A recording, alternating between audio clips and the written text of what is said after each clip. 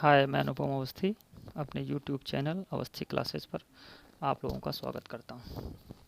उम्मीद करता हूं कि आप लोग प्रसन्न और स्वस्थ होंगे।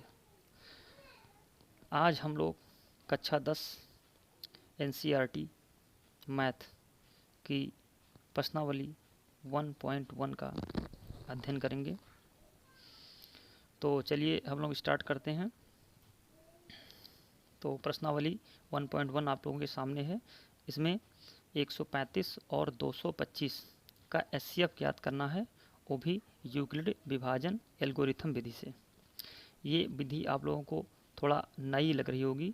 आप लोग इससे पहले छोटी क्लासों में पढ़ चुके होंगे कि एचसीएफ भाग विधि से भी निकाल सकते हैं, गुणनखंड विधि से भी निकाल सकते हैं, लेकिन यहाँ पर एक नया तरीका है जो है यूक्लिड विभाजन एल्गोरिथम विधि।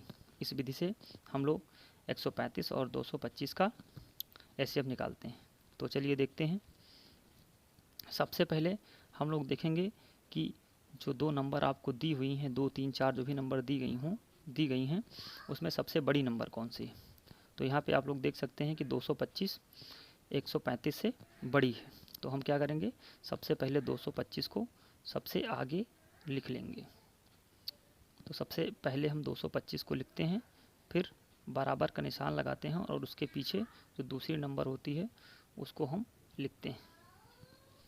अब हमें क्या करना होता है कि 135 जो है इसका हमें पहाड़ा पढ़ना होता है 225 के लिए, कि 135 का पहाड़ा पढ़ें और 225 कितनी बार में आएगा, आता है कि नहीं आता है।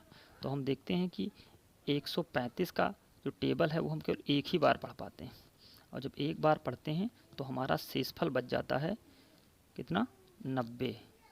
कैसे, क्योंकि 135 को जब एक बार आप पहाड़ा पढ़ेंगे तो 135 इसमें से जब निकलेगा तो 90 आपका शेषफल बच जाएगा। यहाँ पर आपने देखा कि 135 है भाजक और 200 जो 25 है वो भाज्य था।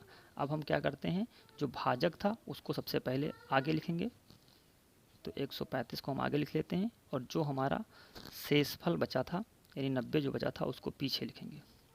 लिख लिया। अब हम क्या करते हैं, 90 का फिर पहाड़ा पढ़ना चालू करेंगे और 135 लाना होगा। तो 90 का पहाड़ा पढ़िए कि 135 आ जाए। तो 90 का पहाड़ा अगर आप 2 बार पढ़ेंगे तो 180 आएगा। तो इसका मतलब कि हम केवल एक ही बार इसका पहाड़ा पढ़ पाएंगे।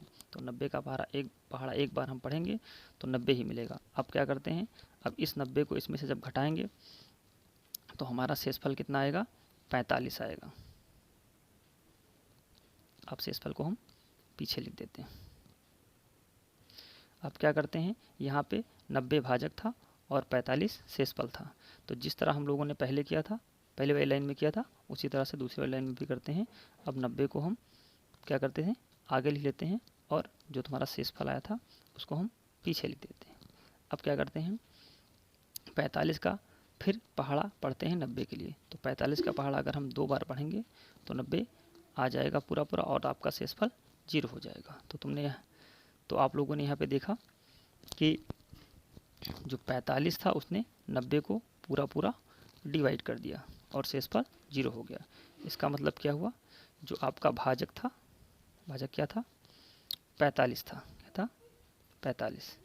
तो जो भाजक है 45, यही आपका एचसीएफ हो जाएगा। इसलिए 45 आपका क्या हो जाएगा, एचसीएफ हो जाएगा। धन्यवाद।